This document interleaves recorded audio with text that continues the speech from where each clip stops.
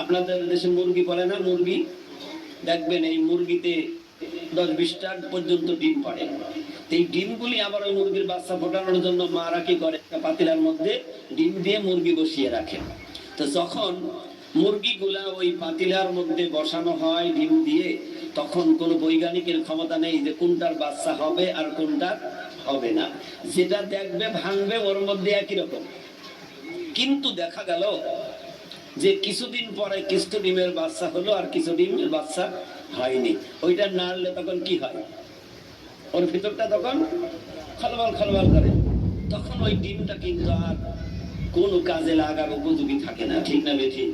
তো ওই ডিমটা এমন হয়ে যায়, বাড়ির মালিক যদি মনে করে 10 টাকা পিস ডিম ছিল, এখন যাক 1 টাকা নেবো, আমি রাস্তায় দাঁড়াই, সবাইকে বলবো বাবু এই 1 টাকা ডিমের দাম তোমরা নিয়ে যাও। আচ্ছা বলুন, ওই ডিম আর নেবে? বাড়িওয়ালা কি খাইতে পারবে? তখন ওই ডিমের উপায় হবে কি? ডাস্টবিনে ফেলা ছাড়ার কোনো উপায় হবে না।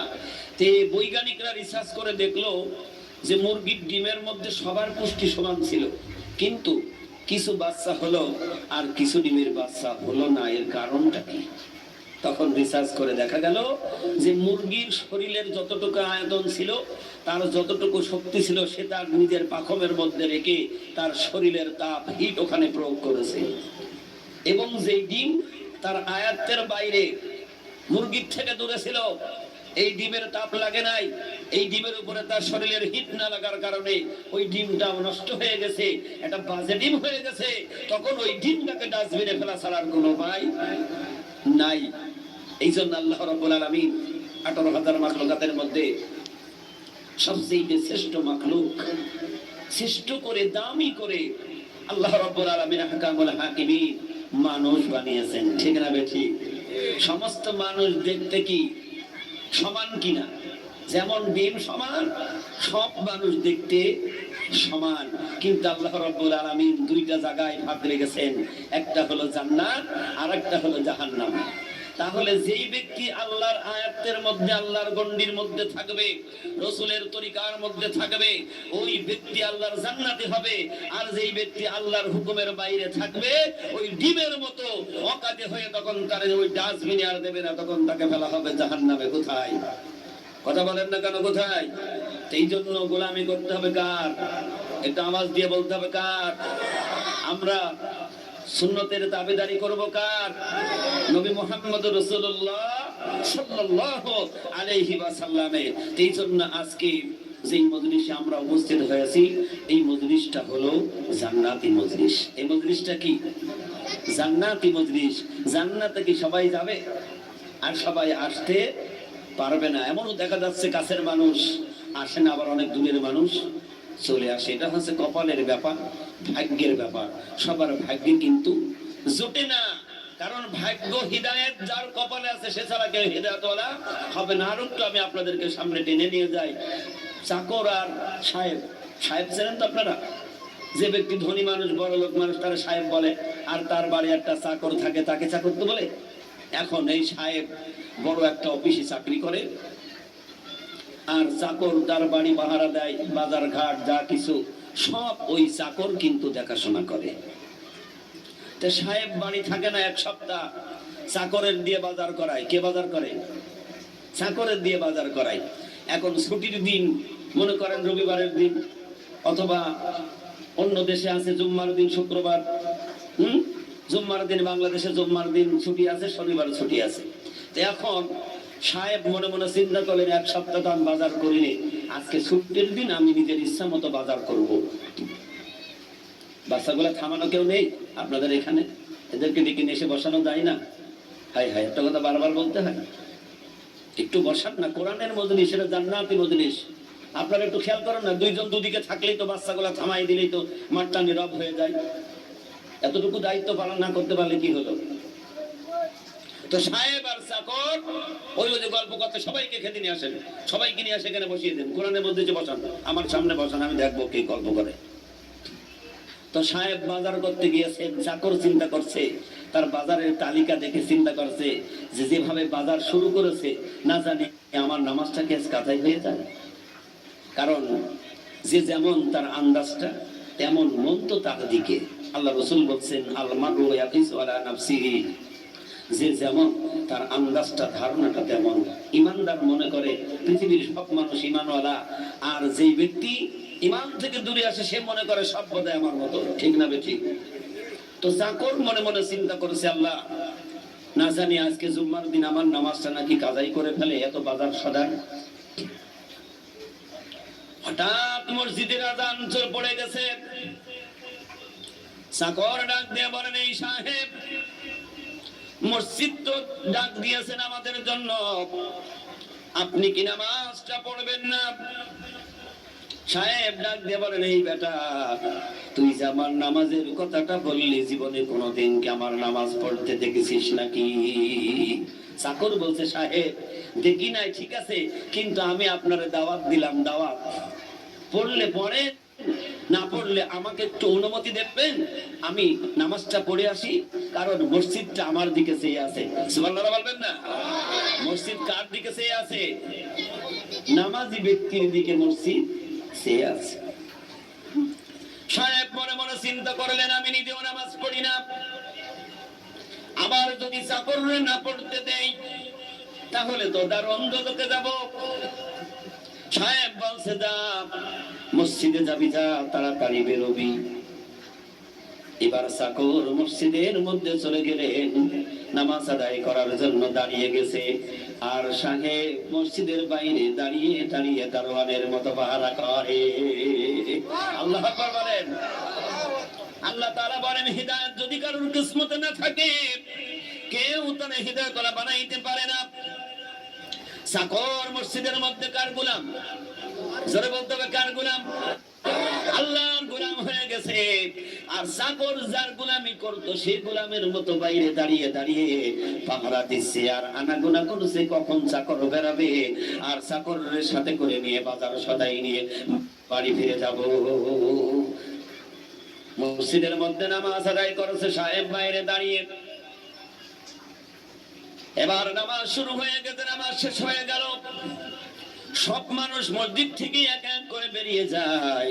সাহেব শুধু তাকায়, আমার চাকর বেরাই না কেন? সব মানুষ চলে যাচ্ছে, কিন্তু আমার চাকরটা বেরাই না কেন? আমার কর্মচারী কেন বেরাচ্ছে না? মসজিদের মধ্যে কি আবার ঘুমিয়ে গেল নাকি? কারণ বর্তমান যে সমস্ত মসজিদগুলি হচ্ছে ঘুমানোর মতো জায়গা। ঠিক না বেঠিক? আগে ছোটবেলায় দেখেছি মাটির ঘর মসজিদ, খড়ের চাল, আর এখন ছাদের ঘর, টাইলস, এসি, কত সুন্দর মনোরম পরিবেশ। কথা ঠিক না বেঠিক? কথা বলতে হবে, ঠিক না বেঠিক? আপনারা একটু আওয়াজ দিবেন। অল্প মানুষ হলে কি হবে? আল্লাহর অসংখ্য ফেরেশতা এই মাহফিলকে বেষ্টন করে রেখেছে। সুবহানাল্লাহ জোরে বলুন। সাহেব মনে মনে চিন্তা করলো, কি রে, ও মসজিদের এত সুন্দর আরাম, ও ঘুমিয়ে গেল নাকি? মসজিদের জানালার কিনারে গিয়ে সাহেব উকি দিয়ে দেখছে সর্বনাশ। চাকর কি যেন হাতের কর গুলি গুনতেছে, কারণ যার যেমন ধারণা আন্দাজটা তো তার তেমন হবে। সাহেব জানালা দিয়ে দেখে মনে মনে চিন্তা করলো, সর্বনাশ, এক সপ্তাহ আমি ওরে দিয়ে বাজার করাই, এই এক সপ্তাহ কত টাকা সে আমার থেকে বেড়েছে, নিরালা বসে হয়তো হিসাব স্টার্ট করেছে। সাহেব বলে, বেটা বেরোবি না, কিসের হিসাব করিস? চাকর উত্তর দিয়েছে, এই সাহেব, আমি দুনিয়ার কোন হিসাব করি না, আমি নামাজের পরে আমার মালিক আল্লাহ রাব্বুল আলামিনের নামের তাসবিহ পাঠ করছি, সুবহানাল্লাহ আলহামদুলিল্লাহ ওয়া লা ইলাহা ইল্লাল্লাহ আল্লাহু আকবার। সুবহানাল্লাহ। আমি আমার মাওলা পাকের নামের তাসবিহ পাঠ করি। সাহেব আবার ডাক দেয়, তাহলে তাড়াতাড়ি বেরো, বেরোবি না? বাড়ি কি যাব না? বেলা অনেক হয়ে গেল। ও চাকর আবার উত্তর দিয়েছে, এই সাহেব, যে আল্লাহ তাআলা আপনাকে মসজিদের মধ্যে ঢুকতে দেয় না, ওই খোদা কেন জানি গো আমাকে মসজিদের মধ্যে ঢুকলে বাইরে যাইতে দেয় না।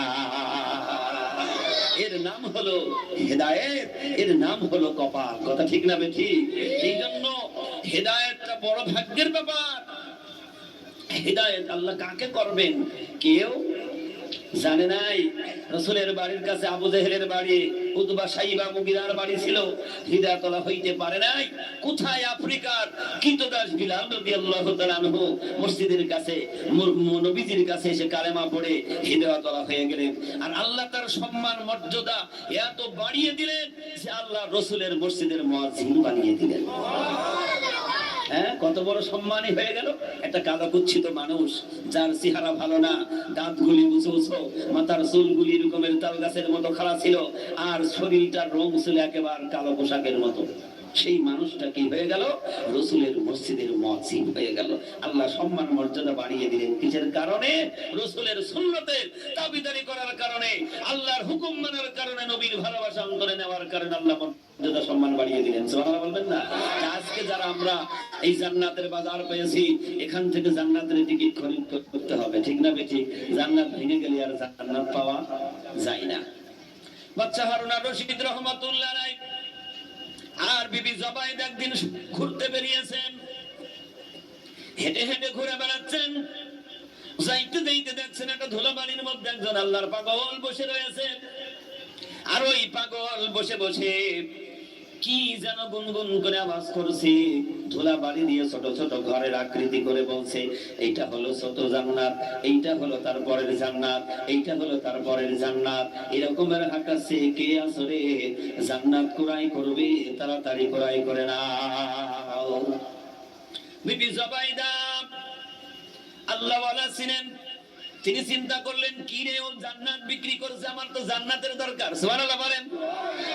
আমার একটা জান্নাতের তো দরকার, কারণ জান্নাতের টিকিট যদি পাওয়া যায় এর চাইতে বড় আর কোনো কিছু নাই। বিবি জুবাইদা বাদশা হারুন আর রশিদ রাহমাতুল্লাহ আলাইহিকে ডাক দিয়ে বললেন, স্বামী, ওই যে জান্নাতের টিকিট বিক্রি করছে, তুমি আমার একটা টিকিট ক্রয় করে দাও না। বলে, তোমার তো মাথা খারাপ, কারণ ও পাগল ধুলাবালির ঘর বানিয়েছে, আর ওটা কি জান্নাতের টিকিট হইতে পারে? বলে, না, আমার মন বলছে নিশ্চয়ই জান্নাতের টিকিট বিক্রি হচ্ছে। সুবহানাল্লাহ বলবেন না? নিশ্চয় জান্নাতের টিকিট বিক্রি হচ্ছে। বাদশা হারুন আর রশিদ রাহমাতুল্লাহ আলাইহি তিনি আল্লাহওয়ালা ছিলেন, তারপরও তিনি মানতে পারলো না। না হইতে পারে না, ওই বেটাটা পাগল মানুষ, সে কেমন করে জান্নাতের টিকিট দেবে? কিন্তু বিবি জুবাইদা এমন নাসর হয়ে লাগলেন, না, আমাকে দিতে হবে, আমার জান্নাতের টিকিট না দেওয়া পর্যন্ত আমি ঘরে যাব না। বাদশা হারুন আর রশিদ রাহমাতুল্লাহ আলাইহি বলেন, আমিও তো তোমার দিতে পারবো না, তবে তুমি যা পারো তাই করো। তিনি তারপরও তার মন বলেছে, ওই পাগলের কাছ থেকে আমি একটা টিকিট নেব। টিকিটের মূল্য কত বললো? 30,000। কত হাজার? 30,000। এবার বলছে, বাদশা হারুন আর রশিদ, শোনো, তুমি যে আমার গলার চেনটা দিয়েছো 30,000 টাকা দাম, এই চেনটার বিনিময় আমি আজকে জান্নাতের টিকিট ক্রয় করে নেব। কারণ তুমি তো আমাকে দিয়েছো, আমারটা আমি যা ইচ্ছা তাই করতে পারি, কারণ তুমি তো আমাকে দিনমহর হিসাবে দিয়েছো, আমি এইটা দিয়ে জান্নাতের টিকিট কিনে নেব। পাগলের কাছে যায়, বলছে, বাবা, তুমি আমার এই অলংকারটা নাও, টিকিট একটা দাও। ধুলাবালির মধ্যে বসে রয়েছে, ওই আল্লাহর বান্দা টুকরা কাগজ দিয়ে বললেন, নাও বিবি জুবাইদা, এইটা ভালো করে রাখবে, এইটা হলো তোমার জান্নাতের টিকিট। সুবহানাল্লাহ বলেন। বাদশা হারুন আর রশিদ রাহমাতুল্লাহ আলাইহি তিনি তুচ্ছল্য মনে করলেন যে কখনো হইতে পারে না, কারণ কে জান্নাতের টিকিট বিক্রি করছে একটু পরেই তার কথাটা বলে দেব। রাতে দুজনাই এক খাটে শুয়ে রয়েছেন। সুবহানাল্লাহ বলেন। এক বিছানার মধ্যে বিবি জুবাইদা আর হারুন ঘুমিয়ে আছে, দুজনার রাতে স্বপ্ন হচ্ছে। বাদশা হারুন আর রশিদ রাহমাতুল্লাহ আলাইহি তিনি স্বপ্ন দেখছেন যেন দুনিয়া কায়েম হয়ে গেছে, হাসর কায়েম হয়ে গেছে, দুজনাই হাসরের ময়দানে। এবার আল্লাহ তাআলার পক্ষ থেকে ডাক এসে গেল, বিবি জুবাইদা রে, যা জান্নাতে চলে যা। বাদশা হারুন আর রশিদ রাহমাতুল্লাহ আলাইহি সব শুনছে, সব দেখছে। চিন্তা করলেন, বিবি জান্নাতে যাচ্ছে, আমি আমার বিবির সাথে জান্নাতে চলে যাব। দুজনাই চলে যাচ্ছেন জান্নাতের দরজায়। যখন চলে গেছে, জান্নাতের দরজায় পৌঁছানোর সাথে সাথে ফেরেশতা বিবি জুবাইদাকে ঢুকিয়ে দিয়ে হাত আড়াল করে দিয়ে বলে, বাদশা, এই জান্নাত তো তোমার নয়, এই জান্নাতে তুমি যাইতে পারবে না, এই জান্নাত তো বিবি জুবাইদা ক্রয় করে নিয়েছে। যখন হাত বাড়িয়ে দিয়ে ধাক্কা দিয়েছে, বাচ্চা হারুন আর রশিদ রহমতুল্লাহর ঘুম ভেঙে গেল। বিবি জুবাইদা ওই একই স্বপ্ন দেখছে, আমি জান্নাতের মধ্যে ঢুকছি কিন্তু আমার স্বামীকে জান্নাতে ঢুকতে দেওয়া হচ্ছে না। সকালবেলা বাচ্চা তো পাগল করা হয়ে যাচ্ছে, কি স্বপ্ন দেখলাম, তাহলে নিশ্চয় আমার বিবি তো জান্নাতের টিকিট ক্রয় করে নিয়েছে, কারণ আমারও তো একটা জান্নাতের দরকার হবে, কারণ ওই জান্নাতে তো আমার যাইতে দেই নাই, আমি ঢুকতে পারলাম না। সকালবেলা তিনি সিংহাসন থেকে বেরিয়ে পড়লেন। ওই পাগলের তালাশে, পাগল কোথায় কোথায় পাগল খুঁজে বেড়ায়, টাকা পয়সা সোনা দানা হাতে নিয়ে দৌড়ায় পাগলের মতো। আর যাইতে যাইতে যখন সেই পাগলকে পেয়ে গেল, যায় বলছে, সোনা দানা যা লাগবে তুমি বলো, কত টাকা লাগবে বলো, কিন্তু সব বিনিময় আমার একটা জান্নাতের টিকিট দিতে হবে। বাচ্চা হারুন আর রশিদ রহমতুল্লাহ জবাবে বলেন, ও বাচ্চা, জান্নাতের বাজার তো সব সময় লাগে না, জান্নাতের বাজার ভেঙে গেছে, বাজার চলাকালীন সদাই করা লাগে, বাজার ভেঙে গেলে আর সদাই পাওয়া যায় না। আল্লাহু আকবার বলেন। বাচ্চা হারুন আর রশিদ রহমতুল্লাহ তখন পাগল হয়ে গেল, বারবার বলে, বাবা তুমি আমার একটা টিকিট দাও, বলো টিকিট তো গতকাল সব বিক্রি হয়ে গেছে। সুবহানাল্লাহ বলবেন না? এই পাগলটা কে ছিল? এই পাগল ছিল বাহারুল আউলিয়া। সুবহানাল্লাহ ধরে বলেন। যাদের ব্যাপারে আমার মালিক আল্লাহ রাব্বুল আলামিন কুরআনুল কারীমের মধ্যে সুন্দর করে সেই আয়াতগুলি নাযিল করে তেলাওয়াত করে শুনিয়ে দিয়েছেন। আমি সেই মহাগ্রন্থ আল কোরআন থেকে 3টা আয়াত কারিমা তেলাওয়াত করেছি। সূরা ইউনূসের 62 নম্বর আয়াত আমার মালিক আল্লাহ তাআলা বলেন, আলা ইন্না আউলিয়া আল্লাহি লা খাউফুন আলাইহিম ওয়া লা হুম ইয়াহজানুন। সুবহানাল্লাহ বলবেন না?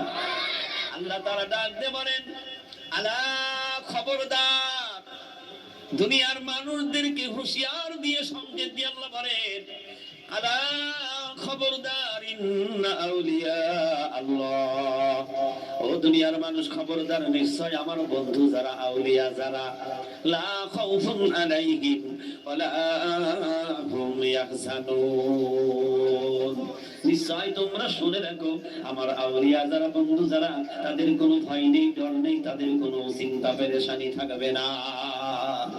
এবং আমার ওই সকল বন্ধুরা তারা কেমন, তাদের ব্যাপারে আল্লাহ রাব্বুল আলামিন সুন্দর করে শুনিয়ে দিলেন, আল্লাযীনা আমানু ওয়া কানু ইয়াত্তাকুন, আমার বন্ধুরা তারা হইল 1 নম্বরের ঈমানদার। সুবহানাল্লাহ বলবেন? তারা হইল 1 নম্বরের ঈমানদার এবং তারা হইল তাকওয়া পরহেজগারি অবলম্বনকারী। সর্বদিক থেকে তারা 1 নম্বরে দাঁড়িয়ে আছে। সুবহানাল্লাহ বলবেন না? কারণ আমার ওই সকল বন্ধুদের কোনো ভয় ডর থাকবে না।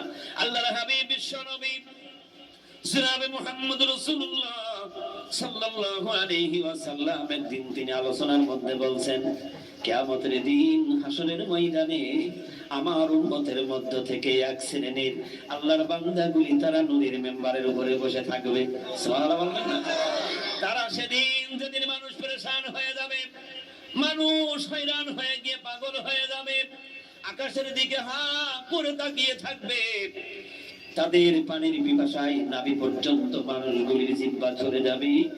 তারা শুধু আফসোস করবে আর বলবে, আল্লাহ এই হাসর ময়দানে আজকে কি হবে আমাদের তো কোনো কিছু জানা নাই।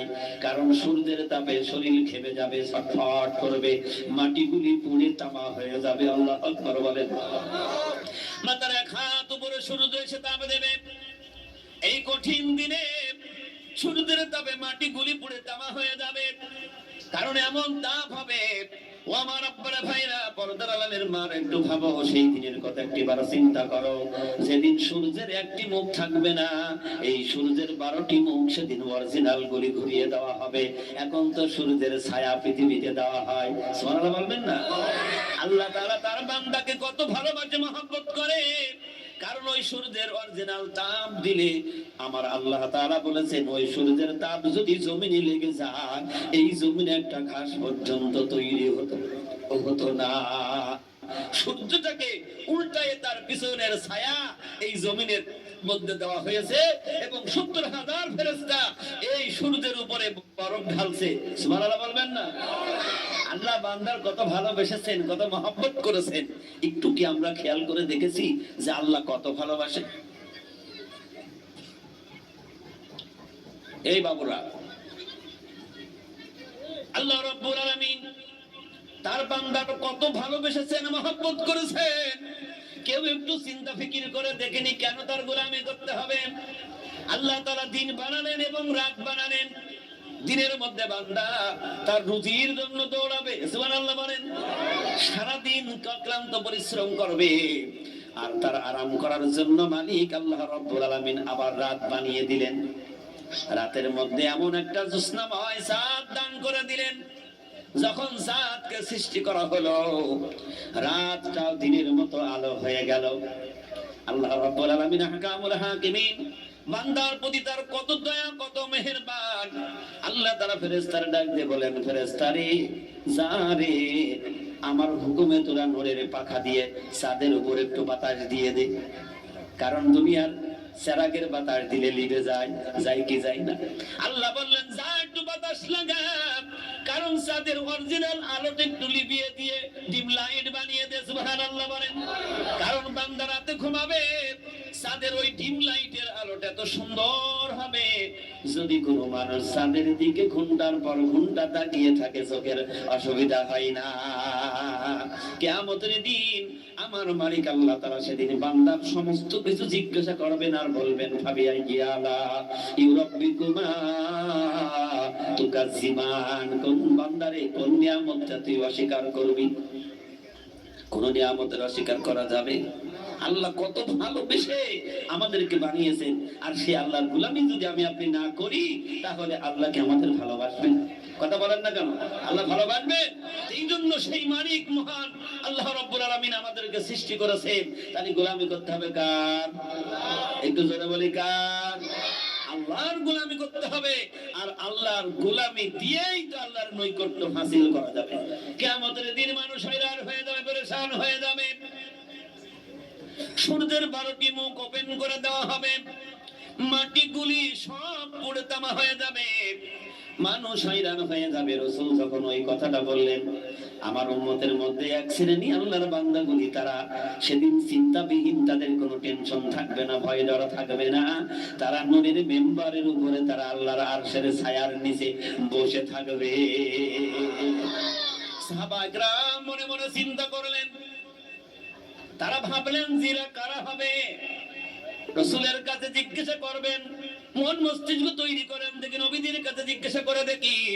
কারণ আমরা হইলাম নবীজির জলিল কদর সাহাবী, আমরা তো অনেক কষ্ট করলাম, আমাদের জীবন যৌবন সব উৎসর্গ করে দিলাম, আমাদের সম্পদগুলি তো সব নবীজির শানে সব খয়রাত করে দিলাম, দান করে দিলাম, এবং আমরা কত মানুষ নবীজির ডাকে শহীদ হয়ে গেলাম, শাহাদাত বরণ করলাম, উহুদের ময়দানে দাম মোবারক কত হারিয়ে ফেললাম।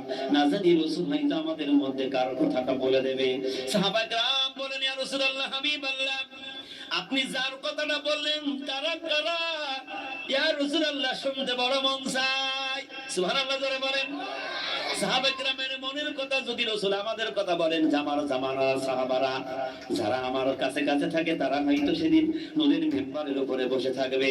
আল্লাহর হাবিব বিশ্ব নবী জনাবে মুহাম্মদ রাসূলুল্লাহ সাল্লাল্লাহু আলাইহি ওয়াসাল্লাম বললেন, তারা হলো আল্লাহ আল্লাহর মনোনীত বন্ধু, তারা হইল কামেল বলি আল্লাহ।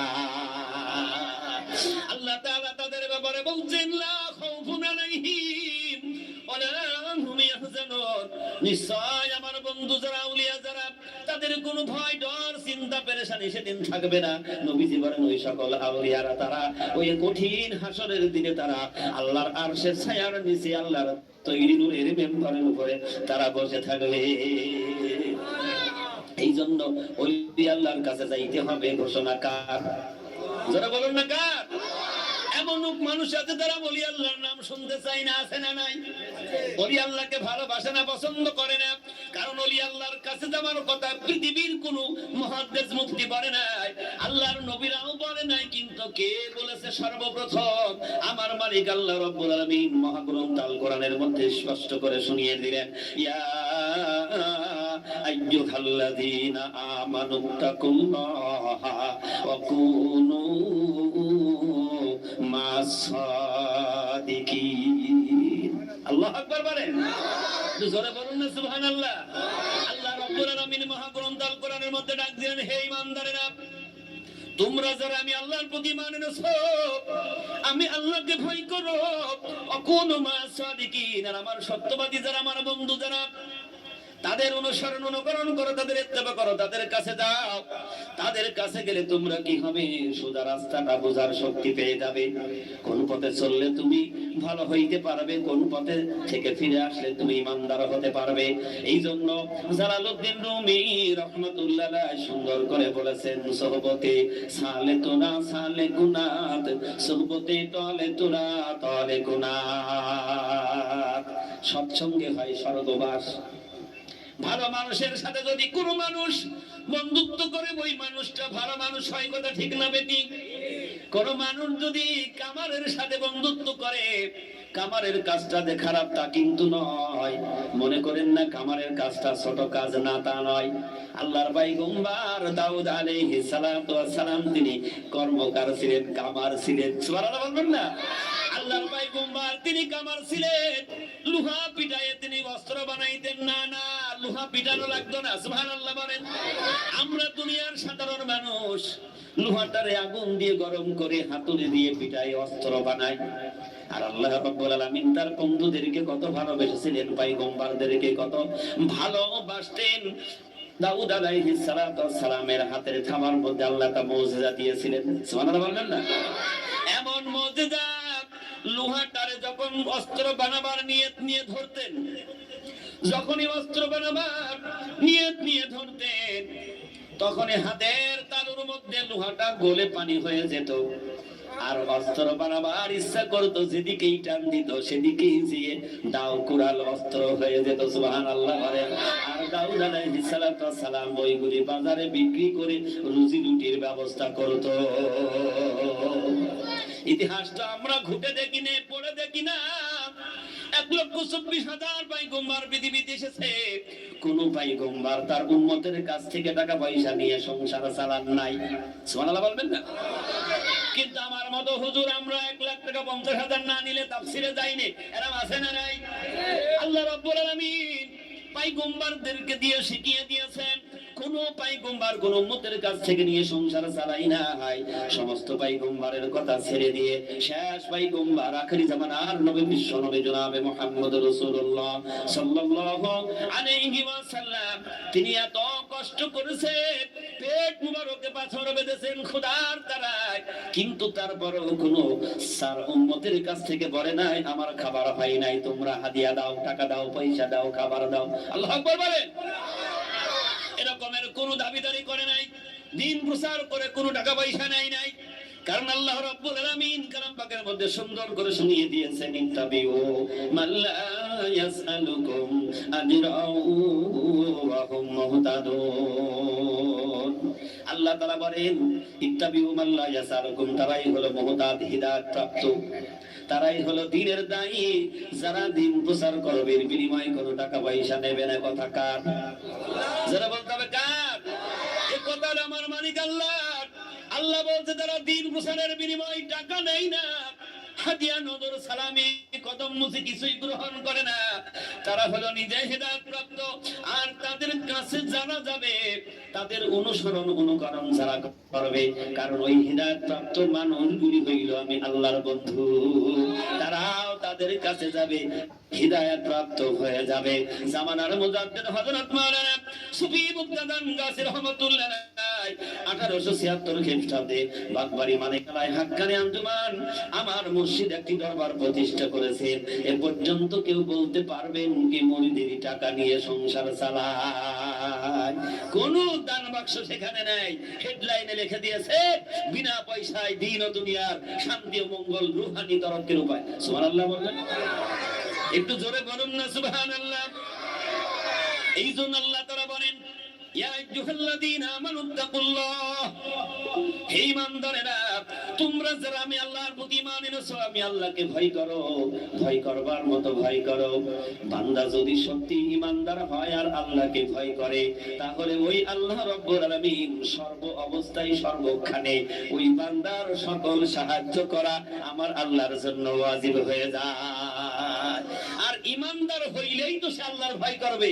আর যদি সে আল্লাহর ভয় তার না থাকে, বুঝতে হবে সে এখনো প্রকৃত ঈমানদার হইতে, কথা বলেন না কেন, ঈমানদার হইতে পারেন। আপনাদের কষ্ট হচ্ছে, খুব তাড়াতাড়ি শেষ করে দেবো ইনশাআল্লাহ কষ্ট করে।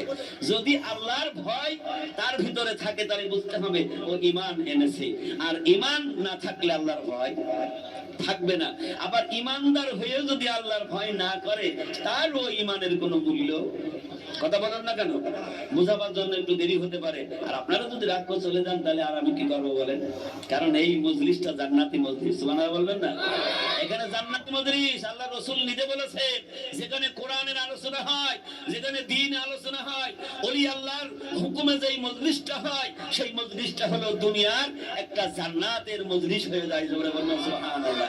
তাহলে আমরা যারা জান্নাতে বসেছি, জান্নাতে যারা যাবে সহজে তারা জান্নাত থেকে বাহির হবে।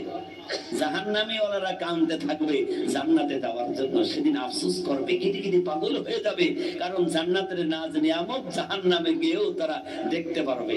আইরে, এক সমাজে এক জায়গায় এক গ্রামে বসবাস করেছি, আর আজকে তারা জান্নাতের মধ্যে কি আনন্দে আছে। যেই ব্যক্তি এক জাররা পরিমাণ ঈমান নিয়ে দুনিয়া থেকে যাবে, সেও একদিন তার ওই সাজা ভোগ করার পর একদিন জান্নাতে যাবে। সুবহানাল্লাহ বলবেন না? সেও কিন্তু একদিন জান্নাতে যাবে।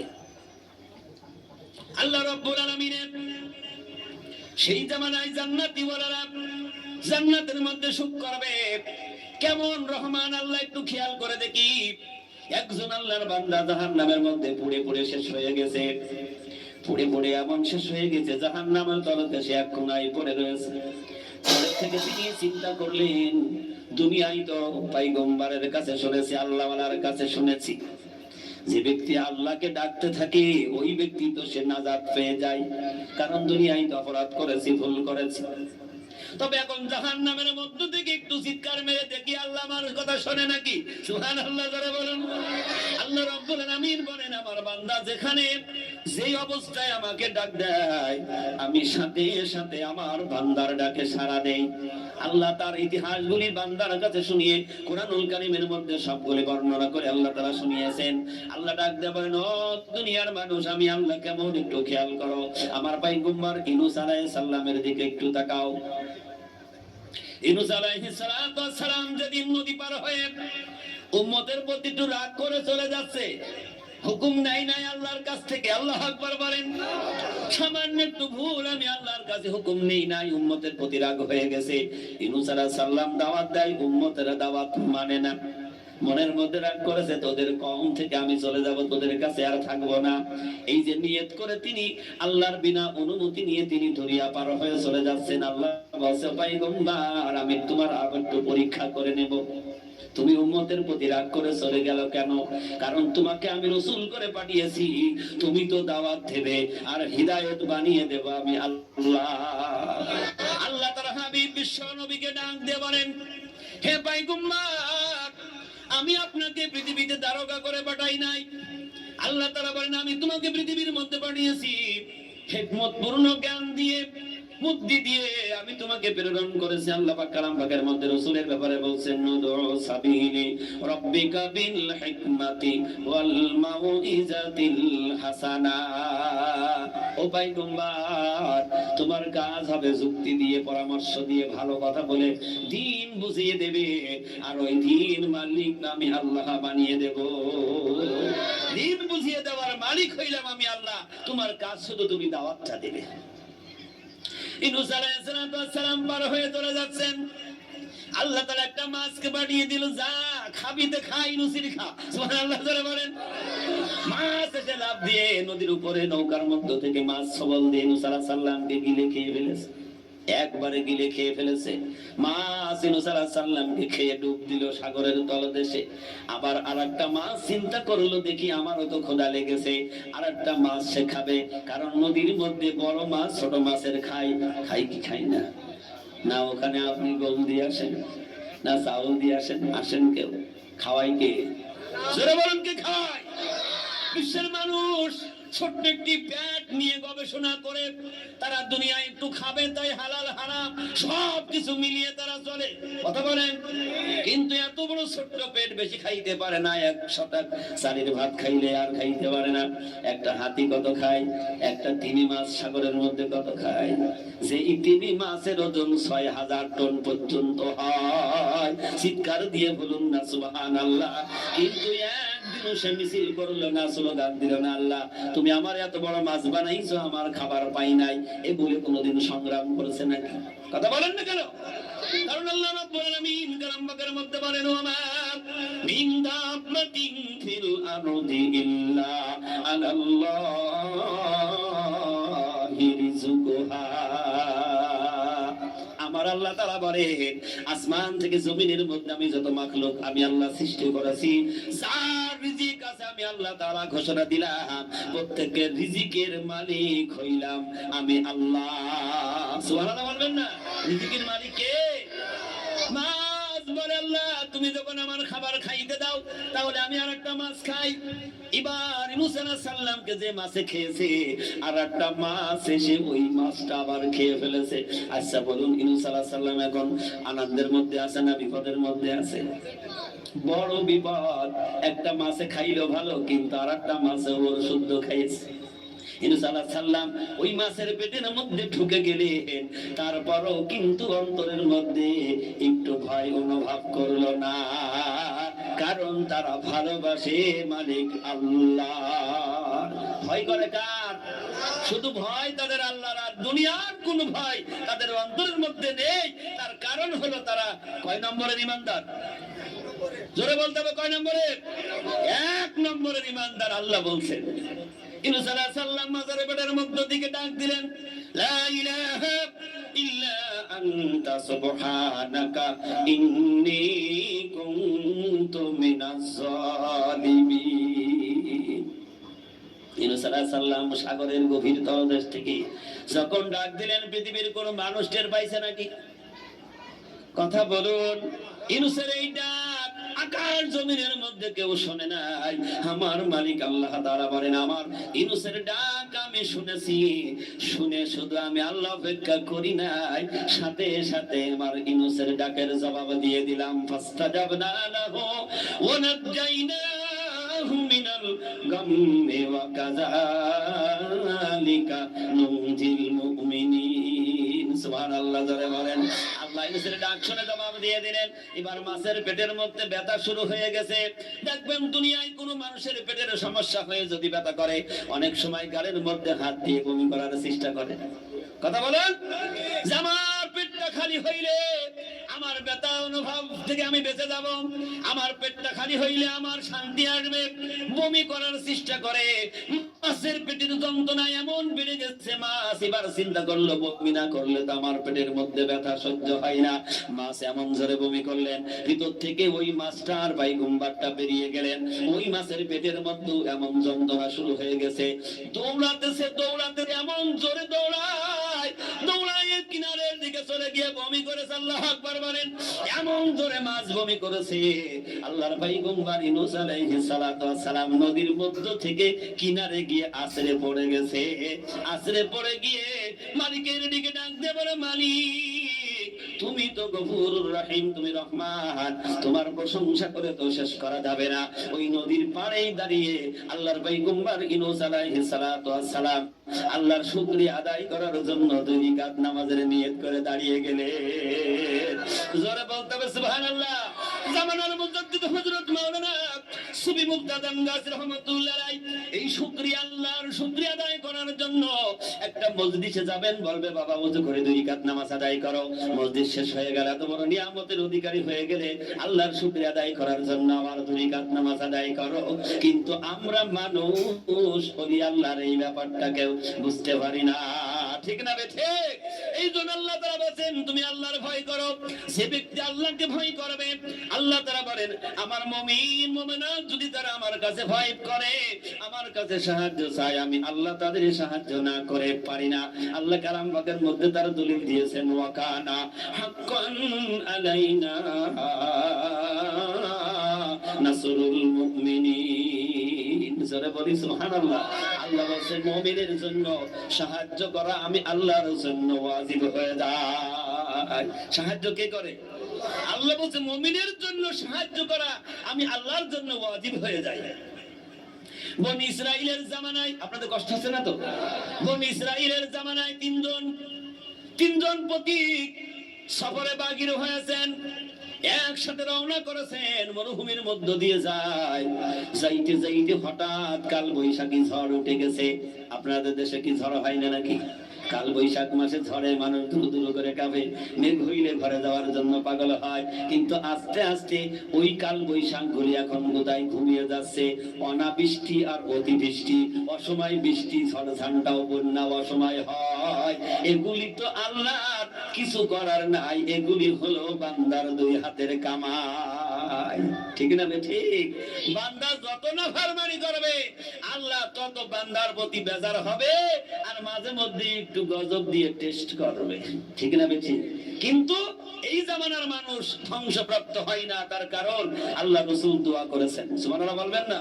আর আগের যত পয়গম্বর ছিল, পয়গম্বরের উম্মতেরা তারা নাফরমানি করেছে, আর আল্লাহর কাছে তারা গজব চেয়েছে, আর কওমকে ধ্বংস করে শেষ করে দিয়েছে, ঠিক না ঠিক? আর এই জাতি যতই নাফরমানি করুক আল্লাহ শেষ করবে না, কারণ তার বন্ধু হাবিব দোয়া করেছে। শুধু তাই নয়, সেই হাবিবের মনোনীত উম্মত যারা, নাইবে নবী যারা, নাইবে রাসূল যারা, ওয়ারাসাতুল আম্বিয়া যারা, আল্লাহর বন্ধু কামেল ওলি আল্লাহরা, তারা সর্বক্ষণ আল্লাহর কাছে দোয়া করছে। আল্লাহ বলছে আমি সব ফেরত দিতে পারি, কিন্তু আমার ওই ফকিরের দোয়া আমি ফেরত দিতে। সুবহানাল্লাহ বলবেন না? ফকির কারা?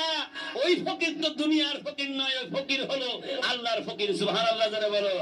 সুফি মুক্তাদার গাজী রাহমাতুল্লাহ আলাইহি ওই ফকির দপ্তর হাসির কন্যা বলা কামেল ওলি আল্লাহ, এতে কোনো সন্দেহ নেই।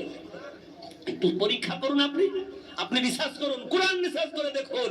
হাক্কান জামান গাজী রাহমাতুল্লাহ আলাইহি শেষ জামানার তিনি কামেল ওলি আল্লাহ আছেন, এতে কোনো সন্দেহ নেই। কোরআনের মধ্যে যা বলছে আপনি মিলান, একটু পড়ে দেখুন। শুধু নাক ছিটকাইলে চলবে না, দূর থেকে যদি মনে করি ও আচ্ছা বলুন, যে ব্যক্তি যত পানিতে নামবে তার শরীরটা তত, কথা বলেন না কেন? কিন্তু পানিতে যে না নেমেছে তার শরীর ভেজবে। মধু বোতলে আছে, মধু খাই নাই, মধুর টেস্ট সে পাবে। যখনই খাবে তখন সে মধুর কি স্বাদ, মধুর টেস্ট সে বুঝতে পারবে। হাইটে চলে যাচ্ছেন সলিমুদ্দির দোকানে, এত বড় বড় রসগোল্লা। আচ্ছা বলুন, আপনি রসগোল্লা জীবনে জিব্বাই লাগাই নাই, ওর কি স্বাদ আছে বুঝতে পারবে? ও লাগেসের মধ্যে, ওই সুকেসের মধ্যে যত স্বাদের মিষ্টি থাকুক, ওর স্বাদ আপনি পাবেন না। যখনই যাই বলবেন বেটাটা মিষ্টি দাও না, একটু খাই, যখনই চামড় দিয়ে কেটে গালে লাগাইবেন তখন বুঝবেন যে সত্যিই তো এই রসগোল্লা তো আসলেই রাজভোগ। আর যে না খেয়েছে সে জীবনে বুঝতে পারবে নাই। রসুলের জামানায় যারা রসুলের কাছে যায় নাই, তারা আসল সোজা রাস্তা, হিদায়াতের রাস্তা বোঝে নাই। তারা গুমরাহী হয়ে দুনিয়া থেকে জাহান্নামী হয়ে গেছে। আর ওই জামানার মানুষ যারা রাসূলের কাছে গেছে, নবীর কাছে তাদের জীবন সারেন্ডার করে দিয়েছেন, নবীর হাতে হাত দিয়ে কালেমা গ্রহণ করেছে, আল্লাহ রাসূল দুনিয়ায় থাকতেই তাদেরকে জান্নাতের সার্টিফিকেট হাতে তুলে দিয়েছে। এই জন্যই এখনো আল্লাহর ডাকে যারা সাড়া দেবে না, কামেল ওলি আল্লাহকে চিনবে না, সেখানে যাবে না, প্রকৃত হিদায়াত ওয়ালা সে হইতে পারবে না। কারণ হিদায়াত হইতে হলে আল্লাহ তাআলা বলেন আমার হিদায়াত ওয়ালার কাছে তোমার যাওয়া লাগবে। যেমন আরেকটা উদাহরণ দিয়ে বলি, প্রত্যেকের শরীরের কাপড়ের ময়লা লাগে, লাগে কি লাগে না? কাপড়ে ময়লা লাগে। এই ময়লা কিন্তু আপনি সাফ করতে পারেন না, সাফ করার জন্য বাজারের সাবানের দরকার। কথা বলেন না কেন? বাজারের সাবান লাগবে, অথবা ভিম পাউডার লাগবে। আছে তো আপনাদের দেশে? সাবান অথবা পাউডার লাগবে। এখন আপনি মনে করেছেন সাবানের মধ্যে অনেক গুণ আছে, শক্তি আছে, ময়লা সাফ করতে পারে, ও সার্ফ এক্সেল পাউডারে ময়লা সাফ করতে পারে, ওর মধ্যে অনেক পাওয়ার আছে। এখন ওই জামার পাউডার ভাঁজ করে আপনার আলমারিতে রেখে দেবেন, শ্বশুর বাড়ি যেদিন যাবেন বের করে পরে যাবেন। আচ্ছা বলুন, বের করার পর জামা পরিষ্কার হবে না ময়লা থেকে যাবে?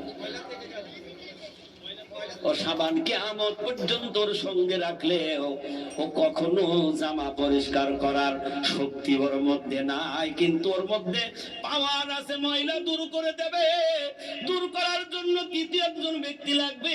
তুই সাবান দিয়ে পানি দিয়ে ভিজা ওর উপরে ঘষা দে, তারপরে খাসা দে, তারপরে ময়লা বেরিয়ে যাবে, আয়রন করবি। আর জামা গাই দিবি, লোকে দেখলে তুই বাজারে যাবি, তারপরে বলবে কি বেটা খুব মানান পোশাক মনে হয়, শ্বশুর বাড়ি যাবে। আমার আল্লাহ তাআলা বলেন, বান্দা যখন তার গুনার বোঝা মাথায় নিয়ে, কষ্ট হচ্ছে নাকি? গুনার বোঝা মাথায় নিয়ে যখন আল্লাহ ওয়ালার কাছে যাবে, নাইবে নবীর দরবারে যাবে, নাইবে নবী তার কাছে যে নূরের চশমা আল্লাহ দান করেছে, ওই নূরের চশমা তার চোখে লাগিয়ে দিয়ে হিদায়াতের কালেমা পড়িয়ে দেবে, গুনাহগুলি সব মাফ হয়ে যাবে, আর অন্তরটা নূরে নূরান্বিত হয়ে যাবে। আর ফেরেশতা তার জন্য অপেক্ষা করবে, বান্দা আসবি কখন, তোর মেহমান হিসাবে পৌঁছে দেব আল্লাহর বাড়ি। এই জন্য সাবান শক্তি আছে, কিন্তু তৃতীয় মাধ্যম আল্লাহ তাআলা বলছে, এই জন্য তোমরা যাও আমার সত্যবাদীর কাছে যাও, যদি সত্যবাদী হইতে চাও। নিজে নিজে সত্যবাদী হইতে পারবা না। আচ্ছা, কোনো একটা হাফেজ হয়, এই হাফেজ নিজে নিজে হয় না, উস্তাদের কাছে গিয়ে হয়। কথা বলেন না কেন? একজন মাওলানা হতে হলে আর একটা মাওলানার কাছে গিয়ে লেখাপড়া শিখতে হয়। আপনার দেশে বড় বড় ডাক্তার রয়েছেন, ইঞ্জিনিয়ার আছেন, এই ডাক্তার নিজে হয়েছে না আর একজন ডাক্তারের কাছে গিয়ে তার জ্ঞান অর্জন করে শিখতে হয়েছে? আল্লাহ তাআলা বলছে, বান্দা যদি তোমাকে আল্লাহওয়ালা হতে হয়, তাহলে অবশ্যই আল্লাহওয়ালার কাছে তোমার যাইতে হবে। তো চিৎকার দিয়ে বলি সুবহানাল্লাহ। আল্লাহর নবী বিশ্ব নবীর কাছে যারা গেল, হিদায়াতওয়ালা হয়ে গেল, আর যারা মুখ ফিরিয়ে নিল, তারা গুমরাহি হয়ে তারা জাহান্নামে হয়ে গেল। এখন যদি সঠিক রাস্তা পাইতে চাও, আল্লাহ ডাক দিচ্ছেন, ইয়া আইয়ুহাল্লাযীনা আমানুত্তাকুল্লাহ, হে ঈমানদারেরা আমি আল্লাহকে ভয় করো, ওয়াকুনু মা'আস সাদিকিন, আর আমার সত্যবাদী বন্ধু যারা, তাদের অনুসরণ অনুকরণ করো, তাদের কাছে যাও। যদি তোমরা তাদের কাছে গেছো, তোমরা প্রিয় নবী মুহাম্মদ রাসূলুল্লাহকে পেয়ে গেছো। আবু হুরায়রা রাদিয়াল্লাহু তাআলা আনহু হাদিস বর্ণনা করেছেন। আবু হুরায়রা নিজে বলেছেন, ও শেষ জামানার নবীর উম্মতেরা, তোমরা যারা নবী পাও নাই, তোমরা যদি নাইবি নবী পেয়ে গেছো, তাহলে তোমরা মনে করবে যেন আমি বিশ্ব নবীকে পেয়ে গেলাম। সুবহানাল্লাহ বলবেন না? তোমরা যারা রাসূলের জবানের কালেমা পড়তে পারো নাই, তোমরা নাইবি নবীর জবান থেকে রাসূলের সেই কালেমা তেলাওয়াত করেছো, তোমরা মনে করবা যেন বিশ্ব নবী মুহাম্মদুর রাসূলুল্লাহর জবান থেকে কালেমা তেলাওয়াত করলাম। এ উঠছে কেন? উঠছে কেন? কি হইছে? বসো বসো বসো, দরুদ পড়ি, দরুদ। আল্লাহুম্মা সাইয়্যিদিনা মাওলানা মুহাম্মাদ ওয়া আলা আলিহি সাইয়্যিদিনা মাওলানা মুহাম্মাদ। আল্লাহুম্মা সাইয়্যিদিনা মাওলানা মুহাম্মাদ ওয়া আলা আলিহি সাইয়্যিদিনা মাওলানা মুহাম্মাদ। বিশ্ব নবীর আগমনে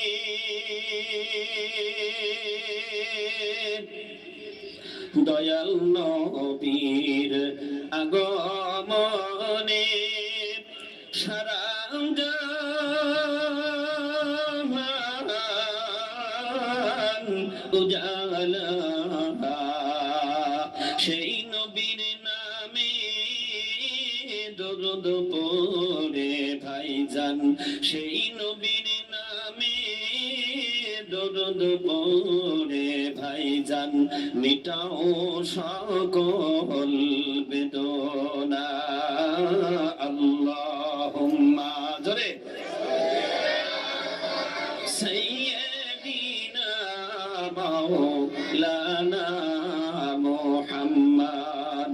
ওয়া আলা আলি সাইয়্যিদিনা মাওলানা মুহাম্মদ।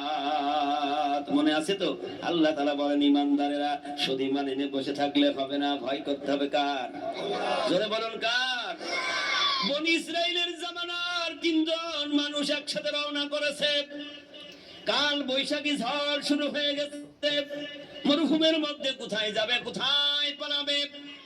চিন্তা করলো পাহাড়ের দিকে দৌড়াও, পাহাড়ের মধ্যে অনেক গর্ত আছে, গুহা আছে, ওর মধ্যে গিয়ে একটু আশ্রয় নেব, কারণ ঝড়ের কবল থেকে বাঁচতে হবে, একটু আশ্রয় জায়গায় দিতে হবে।